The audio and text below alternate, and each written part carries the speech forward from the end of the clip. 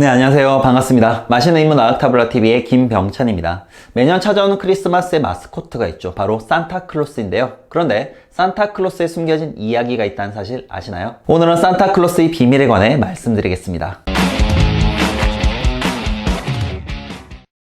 크리스마스가 다가오는 겨울이 되면 어김없이 TV 광고엔 산타클로스가 등장하는데요. 산타클로스 전설은 3세기형 지금의 터키 지방 성직자였던 성 니콜라스에서 유래하였습니다. 그는 살아생전 남몰래 많은 선행을 베풀었고 죽은 후에는 아이들의 수호 성인이 되었습니다. 그리고 나중에 12월 6일은 그의 축일이 되었죠. 성 니콜라스의 전설은 노르만족에 의해 유럽으로 전해졌고 12세기부터 프랑스에선 니콜라스의 축일 하루 전날인 12월 5일 가난한 아이들에게 선물을 주는 풍습이 생겨났죠. 이후 이 풍습은 유럽 전역으로 퍼져나갔습니다. 17세기형 아메리카 신대륙에 이주한 네덜란드인들은 성 니콜라스를 산테클라스라 부르며 자선을 베푸는 사람들의 모델로 삼았습니다. 이 발음이 그대로 영화되면서 산타클로스라 불리게 된 것이죠. 19세기형 들어 크리스마스가 전 세계에 알려지면서 산타클로스 역시 많은 사람의 사랑을 받는 모델이 되었습니다. 우리나라에서도 크리스마스는 19세기 들어서 선교사들에 의해 최초로 알려지게 되었습니다.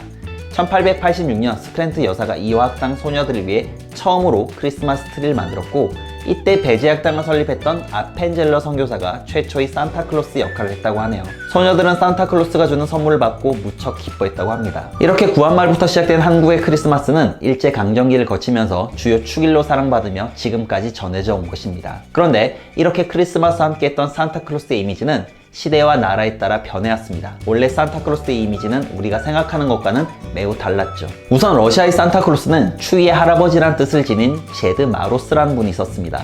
이분은 주로 푸른 옷을 입고 술록 대신 말이 끄는 썰매를 타고 다녔죠. 특이한 점은 제드 마로스는 착한 아이에겐 선물을 주지만 못된 아이는 얼려버렸다는 거죠. 겨울왕국이 생각나네요. 네덜란드에선 산타클로스가 키가 크고 마른 모습이었습니다. 이분은 착한 아이에겐 선물을 나눠주지만 나쁜 아이는 막대기로 패버리죠. 특이한 점은 네덜란드 산타는 피터라는 흑인 조수를 데리고 다닌다는 것입니다. 피터는 산타 대신 굴뚝을 드나들며 아이들에게 선물 나눠주고 무거운 선물 보따리를 혼자 들고 다닙니다. 네덜란드에서는 어째서 이런 캐릭터가 등장한 것일까요? 검은 피터가 등장한 시기는 17세기로 네덜란드가 아프리카 대륙을 식민지화했던 시기와 일치합니다. 피터는 사실 당시 네덜란드인들이 많이 데리고 다녔던 흑인 노예를 상징하는 것이었죠. 이렇게 인종차별적인 요소가 있기 때문에 요즘 네덜란드에서는 검은 피터 분장을 하지 못하게 하는 경우도 있다고 합니다. 남반구인 오스트레일리아의 경우 크리스마스 시즌이 여름이기 때문에 산타들이 망사 모자에 반팔 복장으로 돌아다닙니다. 토록과 수염을 붙이는 경우도 있는데 이때는 알바비가 훨씬 비싸다고 하네요. 이처럼 나라마다 달랐지만 산타클로스의 모습은 대체적으로 키가 크고 날렵했습니다. 오늘날처럼 산타클로스가 퉁퉁한 볼에 뚱뚱한 모습으로 바뀌게 된 것은 19세기부터였죠. 토마스 나스트라는 만화가가 잡지에 성탄절 사파를 그리면서 완성된 것이었습니다. 산타 하면 떠오르는 술록이 끄는 썰매는 1822년 뉴욕의 신학자였던 클레멘트 무어가 쓴 성 니콜라스의 방문이라는 시에서 처음 등장하였습니다. 그런데 뭐니뭐니 해도 산타클로스 하면 가장 떠오르는 이미지가 풍성한 하얀 수염과 빨간 옷입니다.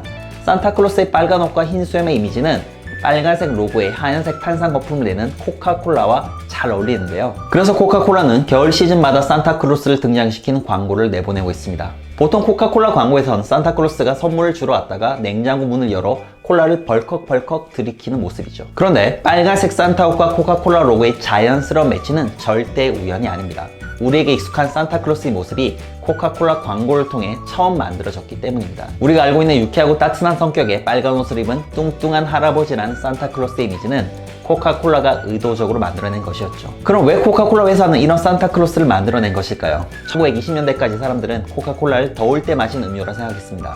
회사에선 겨울철에 팔리지 않는 콜라 때문에 고민이 많았죠. 이런 상황에서 겨울에도 상쾌하게 마실 수 있는 음료라는 메시지를 전달하기 위해 자신들의 로고와 비슷한 빨간색 옷의 산타클로스를 만들어낸 것입니다. 하지만 이렇게 만들어진 산타의 초기 모습만 해도 지금처럼 상냥하고 유쾌한 모습은 아니었습니다. 종교적인 성인으로서 엄격하고 완고한 모습이었죠. 이런 산타를 근본적으로 변화시킨 인물이 미국 광고 일러스트레이터였던 썬더블룸이었습니다. 코카콜라 회사의 의뢰를 받은 썬더블룸은 1931년 역사상 최초로 친근하면서 퉁퉁한 산타클로스를 창조해냈습니다. 썬더블룸이 그린 산타는 전설 속 인물처럼 종교적인 진지함과 엄숙함이 깃든 모습이 아니라 아이들의 편지를 읽고 장난감을 배달해주는 인자하고 유쾌한 할아버지의 모습이었습니다. 이런 친근한 산타클로스의 모습은 인기가 높아져 코카콜라 광고뿐 아니라 포스터, 달력, 인형 등으로 만들어졌고 이후 널리 퍼져 세계인의 산타클로스로 자리 잡게 된 것이죠. 이건 여담이지만 썬더블룸이 이런 산타를 만들 때 모델로 삼은 사람이 바로 자신의 오랜 친구였다고 합니다. 그 친구는 은퇴한 세일즈맨이었다고 하는데요. 온화하고 너그러운 인상에 주름이 인상적이었고 썬더블룸은 그 모습을 토대로 산타를 표현한 것이었죠. 우리가 알고 있는 산타는 바로 은퇴한 세일즈맨이었던 겁니다. 오늘의 결론, 산타클로스의 선물은 공짜가 아니다. 코카콜라가 아니라 부모님께 감사하자. 지금까지 타블라TV였습니다.